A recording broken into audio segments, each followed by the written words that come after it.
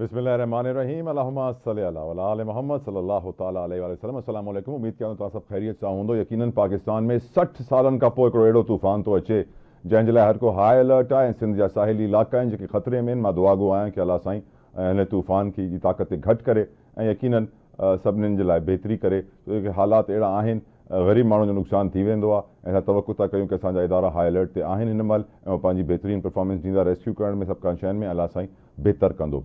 अॼु मां तव्हांजे लाइ जेका पहिरीं ख़बर आंदी आहे उहा यकीनन तमामु ज़रूरी आहे हर कंहिं लाइ सम्झणु। IMF असांखे काफ़ी वक़्त सां इहा ताक़ीद पियो करे कि पाकिस्तान में 208 अहिड़ा सरकारी इदारा आहिनि जंहिंखे असां चवंदा आहियूं SOEs, स्टेट ओन्ड एंटरप्राइज़िस, जेको पंहिंजो ख़र्चो कोन था करे सघनि, कढी सघनि ऐं नुक़सान में आहिनि, खसारे में आहिनि, उन्हनि जी परफॉर्मेंस डाउन आहे। पाकिस्तान खे उहे अरबई रुपयनि जो टीको हर साल लॻाईंदा आहिनि। पाकिस्तान पंहिंजी निजकारी जे शोबे में तव्हांखे ख़बर आहे कि वॾो रिकॉर्ड रहियो आहे असांजो निजकारी में। असां तमामु सुठी निजकारियूं कंदा आया आहियूं ऐं अॼु बि असां ॾिसूं पिया कि निजकारी जो हुकुम त आयो IMF खां कि तव्हां हिननि इदारनि खे जेके 208 आहिनि हिननि खे हाणे प्राइवेटाइज़ कयो। नुक़सान में PIA जी निजकारी शुरू थी, खोड़ कमु थिया, हिकिड़ी एंटरप्राइज़ ठाहे छॾी वई आहे ऐं चयो कि हाणे PIA जी प्राइवेटाइज़ेशन थी वेंदी, बायर्स ईंदा, बिडर्स ईंदा ऐं सुठा पैसा लॻी वेंदा। पर पोइ असां ॾिठोसीं कि हुन में बि काफ़ी ताख़ीर लॻी। इहो बि असां ॿुधोसीं कि पाकिस्तान जे आइन ऐं कानून जे मुताबिक़ को बि इदारो अगरि प्राइवेटाइज़ थींदो आहे, उनजी निजकारी थींदी आहे त घटि में घटि लीगल टाइम जेको लॻंदो उहो 2 सालनि जो लॻंदो। 2 सालनि जो लीगल टाइम खां पोइ ई पेपर वर्क कंप्लीट थींदो ऐं पोइ वञी करे उहो इदारो प्राइवेटाइज़ थींदो। पर कमाल ॻाल्हि इहा आहे अॼु जेका मुंहिंजे साम्हूं आई आहे ऐं मां हैरान आहियां कि मीडिया हिन ॻाल्हि खे हाईलाइट नथो करे जीअं करणु चाहिए। अॼु सेनेट जी स्टैंडिंग कमेटी निजकारी जी हुनजो इजलास थियो, क़ाइमा कमेटी सेनेट जी, ऐं हुन इजलास जी सदारत कई नून लीग जे तलाल चौधरी साहब। ऐं हुननि हिकिड़ो सवाल खयो सेक्रेटरी निजकारी सां कि तव्हां पुठे 5 सालनि में केतिरा पैसा ख़र्च करे चुकिया आहियो। त पैसनि जो हिसाब जॾहिं साम्हूं आयो त ख़बर पई हिकिड़ी वॾी अमाउंट ख़र्च थी आहे कंसल्टेंसी ते, मुशीरनि ते, एडवाइज़र्स ते। घणी अमाउंट आहे 5 सालनि में जी? 46 करोड़ 40 लख। हाणे तव्हां अंदाज़ो कयो तक़रीबन 50 करोड़ थी वियो इहो कि 50 करोड़ एडवाइज़रनि में, कंसल्टेंसी में विरहाया विया आहिनि। पर कंहिं इदारे जी निजकारी पुठियनि 5 सालनि में न थी सघी आहे।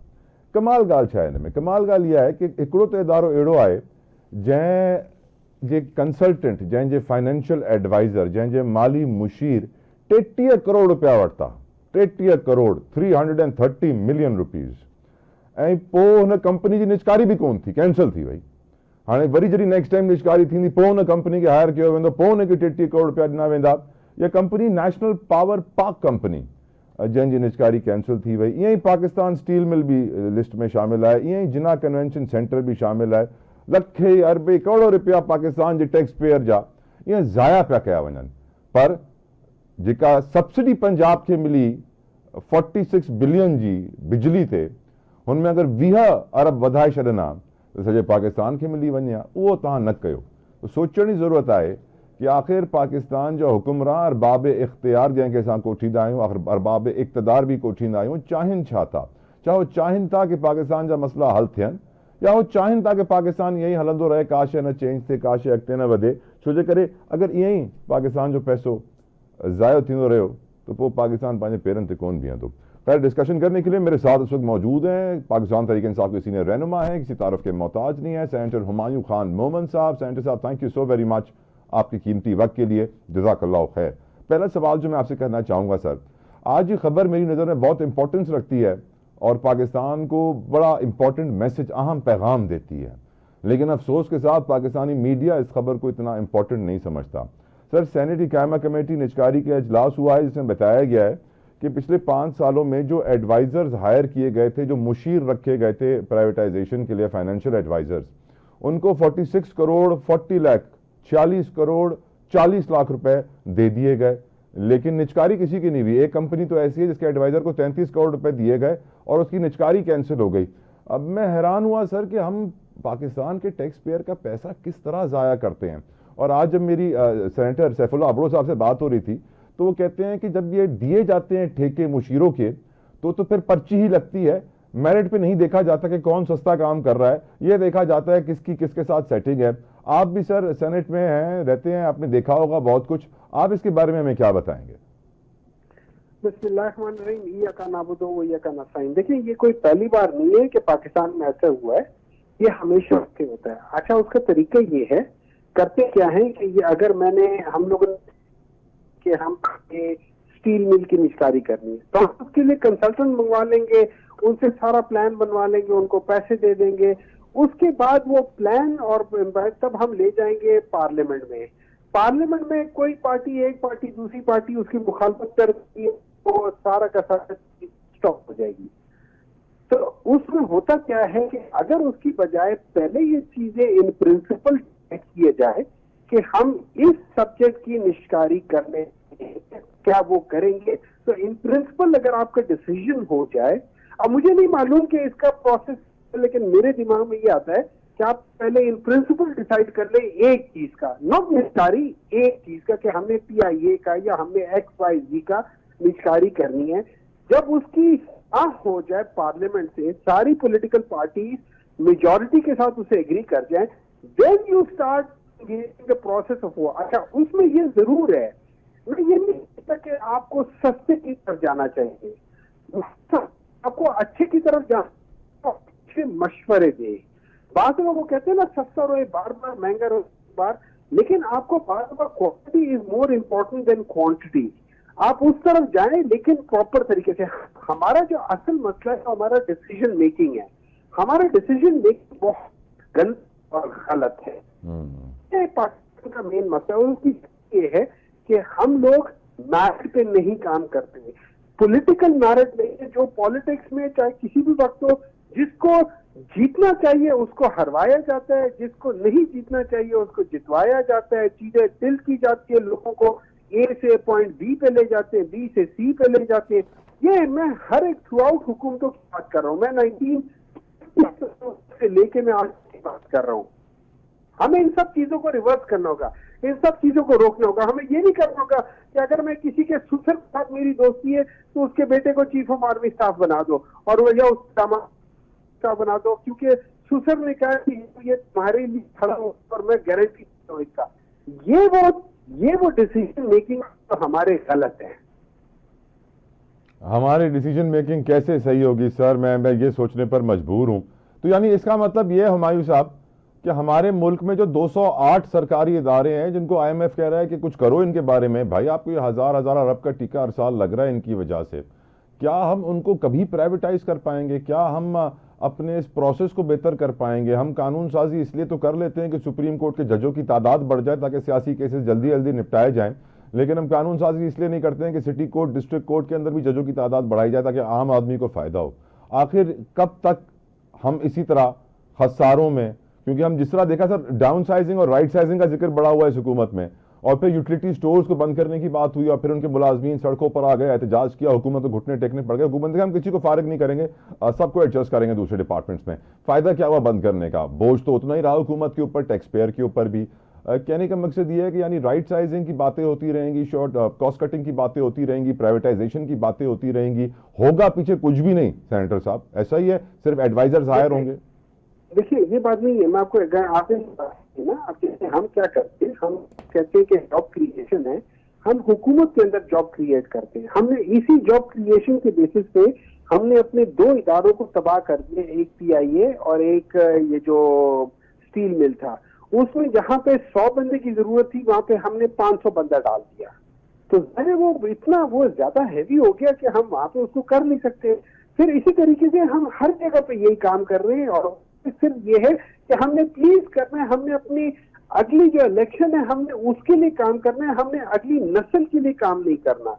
अच्छा, होता क्या है कि अगर हम देखें तो सिर्फ ये एक मतलब जहां से आप उठाना शुरू करेंगे ना वहां से प्रॉब्लम्स आ जाएंगी। हमारी हर एक जो हम वही वाली बात है, at the end of the day जो हमारे डिसीजन मेकिंग है वो ही हमारी गलत है। जो हमारे पॉलिटिशियंस हैं वो भी बहुत ज्यादा बीच में ऐसी हैं कि जिनको उधर नहीं होना चाहिए, और वो सिर्फ और सिर्फ जस्ट बिकॉज के वो खुशामदी है उनको लाके बिठा दिया जाता है। उनकी कंट्रीब्यूशन 0 होती है पार्लियामेंट में। हमें बहुत सारी चीजों को बदलना पड़ेगा, लेकिन कैसे बदलेंगे? इसके लिए हमें प्रिंसिपल डिसीजंस लेने चाहिए, इसके लिए हमें आगे बढ़ के कुछ करने चाहिए। वरना मेरा नहीं ख्याल कि अब आपको एक मिसाल देता हूँ। पानी जो है ना, पानी इट इज इकोनॉमी, ठीक है। पानी 1 मिलियन एकड़ फुट पानी जो होता है ना, वो $1 बिलियन की इकोनॉमी करता है, ठीक है। पाकिस्तान हर साल अंदाजन 30 मिलियन एकड़ फुट पानी जो है ना वो जाया करती है। इसका मतलब है अगर हम 1 से 2 बिलियन उसमें कर ले तो 30 से 60 बिलियन डॉलर पाकिस्तान हर साल जाया कर देता है। वो सर आपकी हुकूमत में हमें डैम के नाम पे डैम फूल बनाया गया था सर। नहीं देखिए, इस बार नहीं है, वहां पे डैम बन रहे हैं। हम लोगों ने जो डैम थे वो सारे अच्छी जगह बन रहे हैं। ये डैम जो होते हैं ना सर, ये एकदम नहीं बनते। अगर आप देखें इसमें चाहे मोहम्मद जब, आप एक बात बताइए, ये जो क्या ये दासू वगैरह, ये मुझे बात बताइए, ये कब से इनकी फिजिबिलिटी रिपोर्ट्स बनी हुई है, कितने अरसों से बनी है? अगर हम लोग काम ना शुरू करवाते तो ये कभी ना होता। सर वो सर नीलम झेलम पावर प्रोजेक्ट में सर 500 अरब रुपए का प्रोजेक्ट था, बंद पड़ा हुआ है। वजह यह है कि डिजाइन में डिफेक्ट्स थे sir. Imagine exactly the point है। ये किन्होंने बनवाया था, ये कब बनवाया था, ये पता नहीं किस अरसे के बना हुआ है और उससे 2 दफा कोलैप्स कर चुका है। इसका मतलब ये है कि हम लोगों ने उसमें कुछ, मतलब हम लोगों ने कितने गलत डिसीजन किए रिसेंटली। ये इंपोर्टेड कोल का जो है साहिवाल में, इसकी तुक नहीं बनती। मैं आपको एक और बात बताता हूँ, पाकिस्तान के जो कर्जा है वो पता नहीं 3-4 खरब होगा, 5 खरब होगा, कितना होगा, ठीक है। आपको पता है पाकिस्तान ये जो IPPs के अंदर है, तकरीबन 15 से 14 रुपए लोगों को उन्होंने इस पिछले 10-15 सालों में 20 सालों लोगों को दिए, in terms of subsidy payment and in terms of profit and in terms of compensation, in terms of tax relief. क्या सोच सकते हैं पाकिस्तान जैसा मुल्क 14-16 खरब रुपए? जी हाँ सर, यकीनन आप सही कह रहे हैं सर। बड़ा खून चूसा गया पाकिस्तानी अवाम का बिजली के बिलों से। मुझे ये बताइए सर, आजकल एक माहौल सा बन गया है और chief minister Punjab versus chief minister Sindh. हम जानते हैं कि पंजाब की हुकूमत ने आज 46 बिलियन 46 अरब रुपए मंजूर किए बिजली की सब्सिडी के लिए, और हम ये भी जानते हैं कि आज सिंध में भी बड़ा काम किया है। 2 लाख घरों को वो सोलर सिस्टम देने जा रहे हैं, जिसके लिए आज इफ्तिताई तकरीब हुई। बिलावल भुट्टो जरदारी साहब भी वहाँ मौजूद थे। आपने कंट्रीब्यूशन का जिक्र किया, तो मेरा सवाल आपसे यही होना है पहले कि सिंध की तरफ से तो चीफ मिनिस्टर साहब बड़ा कंट्रीब्यूट कर रहे हैं, अवाम की खिदमत में काम नज़र आ रहा है। पंजाब में भी सब्सिडी दी जा रही है बिजली के ऊपर, भले पूरे पाकिस्तान को ना दी जा रही हो। लेकिन KP के चीफ मिनिस्टर साहब जो हैं वो ऐसे बड़े प्रोजेक्ट्स में काफ़ी पीछे नज़र आ रहे हैं। But before I take that answer from you, मैं व्यूअर्स को सुनवाना चाहूँगा, आपको भी सुनवाना चाहूँगा सेनेटर हुमायूं साहब, कि आज क्या गुफ्तगू की बिलावल साहब ने, मुराद अली शाह साहब ने, क्योंकि उन्होंने भी कोल का जिक्र किया, पावर सेक्टर का जिक्र किया, बिजली का जिक्र किया जो सिंध बना रहा है। Viewers have a look. तो सेनेटर साहब, बात बड़ी वाज़ेह है कि सिंध सस्ती बिजली पैदा करता है, विफाक को देता है, विफाक हमें वापस महंगी बिजली देता है। बहुत सारे ऑप्शंस मौजूद हैं, और आज मुराद अली शाह साहब ने यह भी कहा कि हमें विफाक इजाज़त दे कि हम बिजली की जो तकसीम कार कंपनियाँ जिन्हें हम डिस्ट्रीब्यूशन कंपनीज कहते हैं, उनके अंदर भी बेहतरी लाने के लिए, सिस्टम को इम्प्रूव करने के लिए सूबाई हुकूमतों को इजाज़त दी जाए। क्योंकि अब बिजली का निज़ाम चलेगा या फिर पाकिस्तान चलेगा सर, ये बात तो वाज़ेह है कि हर पाकिस्तानी के दिल की सबसे बड़ी आवाज़ ये है कि बिजली की कीमतें कम करो, चाहे वो ताजर बरादरी हो, चाहे आम आदमी हो। सिंध के चीफ मिनिस्टर तो आवाज़ उठा रहे हैं, पंजाब की चीफ मिनिस्टर साहिबा सब्सिडी दे रही हैं, KPK वाले कुछ गायब नज़र आ रहे हैं, वो सिर्फ शायद ग्रिड स्टेशन के ऊपर दावा बोलने में कामयाब रहे हैं। देखिए, इसमें है सबसे पहले तो बिलावल भुट्टो साहब से पूछना चाहिए कि ये जिस बिजली की आप बात कर रहे हैं, ये पावर जो IPP थे, इसमें आप ही की पार्टी ने एक बहुत बड़ा रोल प्ले किया था, जिसकी वजह से आपके एक प्राइम मिनिस्टर की छेड़ी पर वो पावर रेंटल वो बन गई थी, ठीक है ना, उसमें वो चीज बन गई थी। अच्छा, दूसरी चीज, अब हम कंपैरेटिव, अच्छा, जब आपने कहा कि KP मिनिस्टर अली गंडापुर ने मेरे ख्याल में 2-1 हफ्ते या 3 हफ्ते पहले ये ऐलान किया था कि हम लोग बजाय इसकी सब्सिडी देने के, हम लोग ये करेंगे कि हम लोग 1.5 से 2.5 लाख लोगों को हम तकरीबन 1 मेगावाट का जो है ना, हम वो लगा ये क्या कह सकते, सोलर। अच्छा, यहाँ पे मैं इसलिए समझता हूँ कि सोलर बेहतर है कि तो आपने सोलर लगा दिया ना, वो कंटिन्यूसली रहेगा। रही बात पंजाब के चीफ मिनिस्टर, उनकी तो बात ही ना करें। जो शख्स ये एज ए चीफ मिनिस्टर कहे कि यार ये शॉर्ट टर्म में या लॉन्ग टर्म में 2 महीनों के लिए, उसको क्या कॉन्सेप्ट है इकोनॉमी की, वो क्या डिसीजन लेंगी? जो जिसको नहीं पता कि 2 महीने शॉर्ट टर्म में इस जनरेशन जी हम 2 महीने भी दे रहे हैं, ये शॉर्ट टर्म नहीं है लॉन्ग टर्म है। और खुदा के बंदो इतने ज्यादा अनपढ़ हो तो मेरे लिहाज से जब आपके इस किस्म के डिसीजन मेकर आ जाते हैं और फिर उसके साथ खुशबू एक टोला आ जाता है जो उनकी हर गलत बात जी करता है, they should be telling them what they should hear, not what they want to hear. Senator साहब, बलूचिस्तान आज वजीर आजम ने बलूचिस्तान का दौरा किया, एपेक्स कमेटी को भी देखा। दहशतगर्दी बड़ा प्रॉब्लम है, 20 अरब रुपए जारी कर दिए गए हैं अज़्म इस्तेहकाम के लिए। सागदार कहते हैं 1000 अरब भी अगर लगे दहशतगर्दी के खिलाफ तो हम देने को तैयार हैं।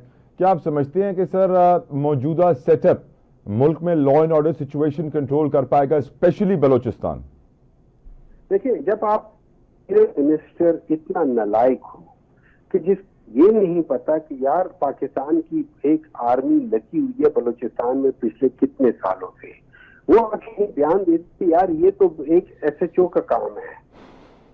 वो इसका मतलब वो बेसिकली कर रहे हैं अपनी खुद अपनी कोशिश को कि यार तुम लोग वो काम नहीं कर सके जो एक एसएचओ कर सकता है। और अगर वो कर सकते हैं तो खुदा के लिए यार वो एसएचओ किधर बैठा हुआ है, या उस तरह के कितने 10 एसएचओ होते, 20 होते, कितने होते? या अगर देखिए, अगर वो कहते हैं कि मैं देखा कि ये सिंपल चीज है, तो भाई मेरे अगर इतनी सिंपल चीज है, ये डीएलए 2000 में बनी थी, 1000 से आज तक साल मतलब किया है, अब इसको काबू भी नहीं कर सके। Do you really think it is that simple problem? That means you don't even have a clue what you are talking about.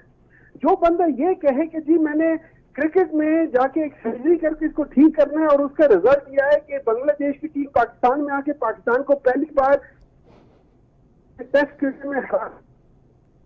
अल्लाह कल के टेस्ट में हमारी इज्जत बचाए सर, इज्जत दाव पे लगी हुई है। यकीनन क्रिकेट का हाल भी कुछ ऐसा ही है जैसे मुल्क में लॉ एंड ऑर्डर सिचुएशन का है। अब यकीनन हम बलूचिस्तान को डिस्कस करें तो before I discuss PTI with you Mohammad sahab, आज एक और खबर भी सामने आई है कि बेला में जो खुदकुश हमला हुआ था उस शख्स की शनाख्त हो गई और मालूम पड़ा कि वो शख्स तैयब बलोच था, जिसका अप्रैल में ही एफआईआर दर्ज की गई थी गुमशुदा होने की, लापता होने की, और वो बीएलए का दहशतगर्द निकला और उसने खुदकुश हमला भी किया। हम मुझे याद पड़ता है मोहम्मद साहब कि जब ईरान के अंदर भी दहशतगर्दों के ठिकानों को निशाना बनाया गया था, जो दहशतगर्द वहाँ पर मारे गए थे उनमें भी बहुत सारे ऐसे थे जिनकी तस्वीरें मिसिंग पर्सनस के ग्रुप में लोग पकड़ के खड़े हुए थे और कहा जा रहा था कि उनको बाजियाब कराया जाए। बलूचिस्तान में एक ये बहुत नैरेटिव बिल्ड किया जाता है मिसिंग पर्सनस का, और इसके ऊपर बड़े धरने एहतजाज भी किए जाते हैं, और फिर वही मिसिंग पर्सन जब दहशतगर्दों की कार्रवाइयाँ करते हुए मारे जाते हैं, पकड़े जाते हैं, खुद कुछ धमाके में फट जाते हैं, तो मालूम पड़ता है ये मिसिंग नहीं थे, ये तो दहशतगर्द थे जो खुद अपनी मर्जी से ट्रेनिंग लेकर दुश्मन मुल्क से आ रहे हैं, उनसे पैसे ले रहे हैं। आप इसके ऊपर आप क्या कहना चाहेंगे सर? देखिए, मैं इस चीज के ऊपर कहना चाहता हूँ कि ये बिल्कुल सही बात है कि बहुत सारे लोग ऐसे हैं जो बाकी इस किस्म की हरकतें करते हैं और खुद गायब हो जाते हैं और वो मुल्क छोड़ के बाहर चले जाते हैं या इस किस्म की चीजों में मशहूर हो जाते हैं। लेकिन देखिए, प्रॉब्लम क्या है? प्रॉब्लम ये है कि हमारे एजेंसी उसका एक तरीका है, अब वो सही है या गलत है वो तो हम बाद में देखेंगे ना। लेकिन क्या है कि लेट्स सपोज अगर मैंने एक गलत काम किया, किसी इस किस्म की एक्टिविटीज में मुलविस हूँ, तो मुझे वो पकड़ के ले जाएंगे। अच्छा, इसमें कोई बुरा नहीं है मुझे पकड़ के ले जाने में, लेकिन वो क्या करेंगे? They will not tell anyone कि वो मुझे लेकर चले गए हैं। अब क्या होगा कि मेरे जो फैमिली वाले या सारे लोग हैं ना, वो उनको ब्लेम करना शुरू कर देंगे। अब उस चीज का फायदा उठाते, चूंकि परसेप्शन ये बन रही है कि जो बंदा भी गायब होता है उसको एजेंसीज उठा के ले जाती है, तो अब अगर काम करो तो नंबर 1 मैं उस एजेंसी की रेपुटेशन भी खराब कर रहा हूँ, प्लस उसके खिलाफ लोगों के अंदर नफरतें बना रहा हूँ। इसका तरीका क्या है? आपने मुझे पकड़ना, आप मुझे पकड़ ले और पकड़ने के बाद मेरे इंटरोगेशन भी करें, लेकिन साथ ही मेरे फैमिली वालों को बता दे कि जी हुमायूं ने हमारे लिहाज से कुछ ये काम किए हैं, वो उसको हमने दहशतगर्दी के उसमें हमने एक जगह से पकड़ा है, उसको इंटरोगेशन के लिए हम अपने पास रख लिया है, हम इंटरोगेट करेंगे बड़ा सीरियस मामला, एटलीस्ट दे शुड नो कि वेयर आई एम। उसके बाद कम से कम उनको तो सर्दी होगी। ये करने से आपका एक बहुत बड़ा मसला जो है ना, जो आपके ऊपर गलत नाम आ रहा है, उस गलत नाम का पूरी दुनिया फायदा उठा रही है। उस चीज को लेकर वहां आपका ये मसला किसी हद सेटल हो जाएगा। 100% ना हो लेकिन एक बहुत बड़ा हो जाएगा। और ये जो चीज इस चीज को फ्लेयर अप करती है या आग लगाती है या नफरतें पैदा करती है, वो चीज खत्म हो जाएगी। राइट सर, मुझे एक ब्रेक का कहा जा रहा है। सेंटर साहब स्टे विद मी, मुझे आपसे पूछना है कि ऑक्सफोर्ड में जो इलेक्शन की कंप्लेंट्स आई हैं, ईमेल्स गई हैं, पिटिशंस गई हैं, कौन भेज रहा है? जब रैली आपकी इस्लामाबाद में 8 सितंबर को निकलेगी, नहीं निकलेगी, कोई धड़ेबंदी की खबरें आज फिर गर्म है पीटीआई में, तफसील आपसे लूंगा ब्रेक के बाद। Sir stay with us viewers, will be right back.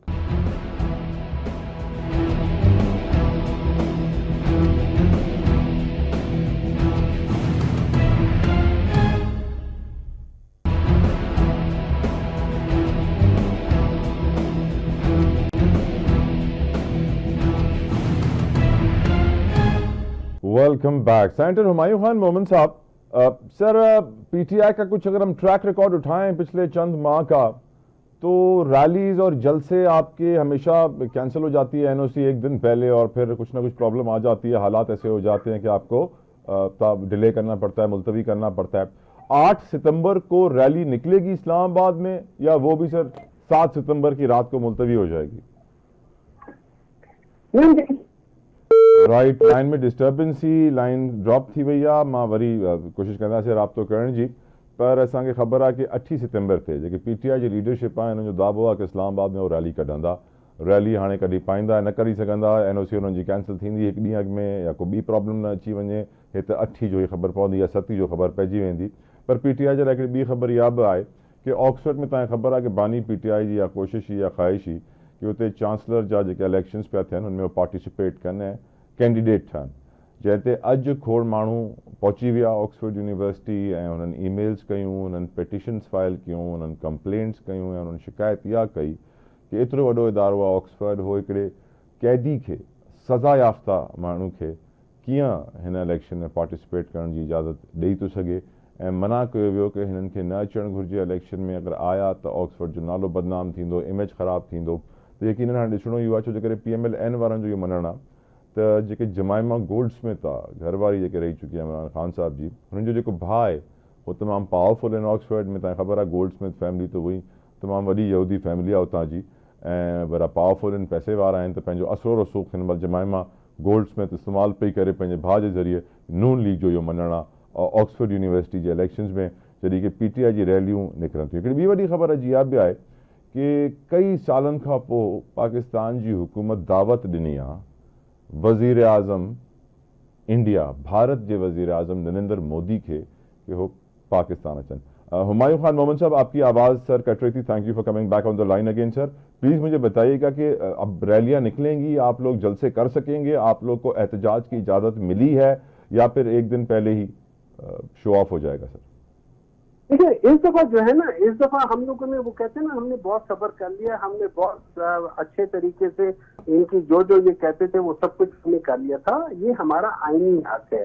जिस तरीके से बाकी पॉलिटिकल पार्टीज ने नहीं पूछी थी इजाजत, नहीं तो निकल आए थे, हम भी वैसे ही कर सकते थे, हमने नहीं किया। हमने कहा चलो यार, अगर ये लोग कह रहे हैं तो हम ये इनकी बात मान के करते हैं। लेकिन अगर इन लोगों ने इसी तरीके से वो जिसे कहते हैं ना गलत बात करनी है और हमें हमारा आईनी हक से महरूम रखना है, तो इस दफा 8 सितंबर को वन वे और नजर में हम लोगों ने बाहर निकलना है।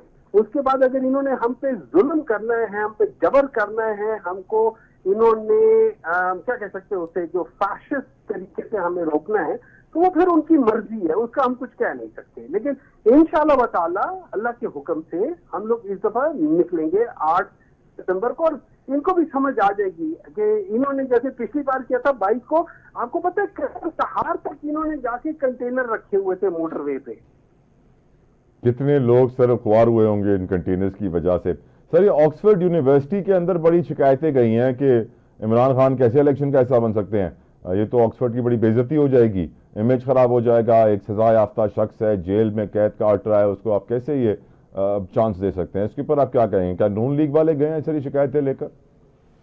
अच्छा, इस तरह है कि आपने इसके ऊपर कोई तहकीक की होगी, आई एम श्योर आपने भी की होगी कि क्या हुआ क्या नहीं। बता देता हूँ, इसमें मुख्तलिफ नेशनल जो जो जजीरे हैं, अल जजीरा हो गया, बाकी उन सब में लिखा हुआ है, और ज्यादातर में ये लिखा हुआ है कि इमरान खान जो कि ऑक्सफोर्ड में पढ़ा था 72-75 के दरमियान में, स्पोर्ट्स स्कॉलरशिप पे गया था, वहां पे ये उनका कैप्टन भी रह चुका है, प्लस उसके अलावा चांसलर ऑफ ब्रैडफोर्ड यूनिवर्सिटी रह चुके हैं, प्लस एक बहुत बड़े फिलेंथ्रोपिस्ट हैं जो शुक्रानम और नमन जैसी चीजें बनाई हैं, और प्लस उन्होंने पाकिस्तान को जो एज अ प्रोफेशनल उन्होंने पाकिस्तान की जो वाहिद वर्ल्ड कप था वो किया हुआ है। ये सारी चीजें उन्होंने लिखी है, और वो कहते हैं कि देखिए इसके लिए जो मेन क्राइटेरिया होता है वो कहते हैं कोई ऐसा शख्स हो कि जो आउटस्टैंडिंग अचीवमेंट अपनी जिंदगी में की होगी, और मेनली फिलिप्स और इस किस्म की चीजों में, और फिर उसकी एबिलिटी हो कि वो कमांड करता हो रिस्पेक्ट को। अच्छा, इसमें ये याद रखें, बाकी लोग भी हैं, लॉर्ड मैकमिलन, लॉर्ड पैटन, और भी लोग हैं, लेकिन आपने देखा होगा कि इसके ऊपर अभी रिसेंटली कल परसों से एक चीज शुरू आई है कि डेली मेल का जिक्र किया है। डेली मेल जिसका जिक्र किया है वो लिखा गया है, कमाल सुल्तान ने उसका वो आर्टिकल लिखा है, उसमें कोई ऐसी चीज लिखी नहीं, उसमें सिर्फ आई है और वो लॉन्च हुई है। कंप्लेंट किसने की? फॉरम बट ने की है, जो पीएमएलएन के रिप्रेजेंटेटिव हैं यूके में, उन्होंने ये चीज लिखी है। अगर आप इन्होंने जो लिखा हुआ है उसके अंदर अगर आप वो देखें तो वो टिपिकल जो नून लीग का जो कॉन्सेप्ट होता है ना उसका उसे आते हैं, बजाय इसके कि इन बेशर्मों को इतना पता होना चाहिए कि ये दुनिया के लिए एक बहुत अच्छा, इमरान खान पहले भी ये ब्रैडफोर्ड का चांसलर रह चुका है, तो उसके लिए कोई नई बात नहीं है, क्योंकि इन लोगों का पढ़ाई से कोई दूर से भी कोई ताल्लुक नहीं है। इनको क्या पता कि चांसलर क्या चीज होती है? इनको पता होना चाहिए, ये इंटरेस्टेड है भाई किसी सड़क का कोई ठेका मिल रहा है, ये समझ रहे कि ये चांसलरशिप एक ठेका है।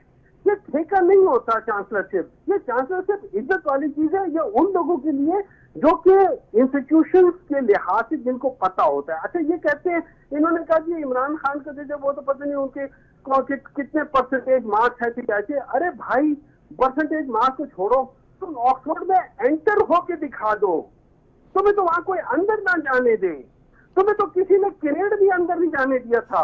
सर आपकी हुकूमत ने नवाज शरीफ को नाअहल किया था, अब उन्होंने प्लान बना लिया है आपके लीडर को नाअहल करने का। सर नहीं, मेरी बात सुने, आपको पता है फर्क क्या है? इमरान खान ऑक्सफोर्ड के चांसलर के लिए लड़ रहा है, और मियां नवाज शरीफ का जो सुनने में आया है, कितना सच है कितना गलत है, कि उनका case as a corruption case लोग पढ़ाते हैं लॉ में कि यार ये एक केस है, ये भी पढ़ के देख लो, ये रेफरेंसेस हैं। ये एक लीडर और दूसरे लीडर में जमीन आसमान का फर्क है।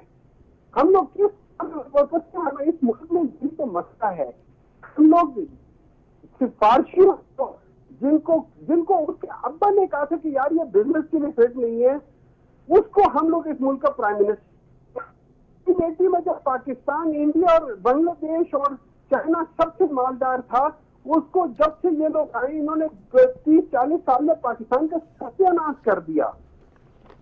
राइट, बहुत बहुत शुक्रिया सेनेटर हुमायूं खान मोहम्मद साहब आपके कीमती वक्त के लिए। यकीनन पीटीआई जा रहनुमा गालूकन पिया पीटीआई की नुमाइंदगी है, उनकी उम्मीद है कि अज भी इमरान खान साहब चांसलर जो इलेक्शन में खटी सघन था, उन्हनि लाइ वॾी इज़त जी ॻाल्हि आहे, जॾहिं कि ॿियनि पार्टियुनि में एतिरी पावर बि न आहिनि कि हो ऑक्सफर्ड में दाख़िल थी सघनि। इहो चवणो हुमायूं खान मोहम्मद साहब जो। पर हिकिड़ी ॻाल्हि वाज़े आहे कि मुल्क में जेको हाणे सियासी माहौल आहे, हिकिड़े अहिड़े वक़्त में जॾहिं मुल्क में जेका दहशतगर्दी थिए पई, हुनखे असां कनेक्ट कंदा आहियूं पंहिंजे दुश्मन मुल्क इंडिया खां। पाकिस्तान दावत ॾिनी आहे, वज़ीर दफ़्तर ख़ारजा ने ॻाल्हि जी तस्दीक कई आहे कि भारत जे वज़ीर आज़म नरेंद्र सिंह मोदी खे दावत ॾिनी वई आहे पाकिस्तान जे दौरे जी। शंघाई कोऑपरेशन ऑर्गेनाइजेशन जो जेकी समिट आहे हुन में अटेंडेंस लाइ ब्रिगेडियर बाबर अलाउद्दीन मेरे साथ डिस्कशन के लिए इस पर मौजूद हैं। ब्रिगेडियर बाबर साहब, thank you so very much sir आपके कीमती वक्त के लिए। ब्रिगेडियर डैड बाबर अलाउद्दीन साहब, आपसे पहला सवाल जो मैं करना चाहूँगा before I go to Balochistan, Narendra Singh Modi को दावत दी गई है शंघाई कोऑपरेशन ऑर्गेनाइजेशन की जो समिट पाकिस्तान में हो रही है 15 और 16 अक्टूबर को, उसमें शिरकत की। डू यू थिंक, क्योंकि नवाज शरीफ सर पहले भी मोदी साहब को बुला चुके हैं और नवाज शरीफ की जब भी हुकूमत आती है तो भारत के साथ हमारे ताल्लुकात कुछ बेहतर होने के लिए वो तगोदौ करते हैं। आपकी नज़र में मौजूदा हालात को, खित्ते की सूरत हाल को मद्देनज़र रखते हुए this is a good time कि हम अपने ताल्लुकात बेहतर करें और ये टेंशन्स कम करें? ब्रिगेडियर बाबर। जी, हमसायों के साथ ताल्लुकात तो डेफिनेटली ठीक होने चाहिए, इसमें तो कोई दो राय नहीं हो सकती। और डिप्लोमेसी होती भी यही आजकल की दुनिया में, स्पेशली आपके कोई परमानेंट एलाइज या परमानेंट एडवर्सीज नहीं होते। लेकिन हिंदुस्तान और पाकिस्तान के ताल्लुकात की नौयत बिल्कुल मुख्तलिफ है। पाकिस्तान ने हमेशा से कोशिश की है, चाहे पाकिस्तान में कोई भी गवर्नमेंट हो, चाहे मिलिट्री गवर्नमेंट हो, चाहे पोलिटिकल गवर्नमेंट हो, कि हिंदुस्तान के साथ ताल्लुकात ठीक किए जाएं।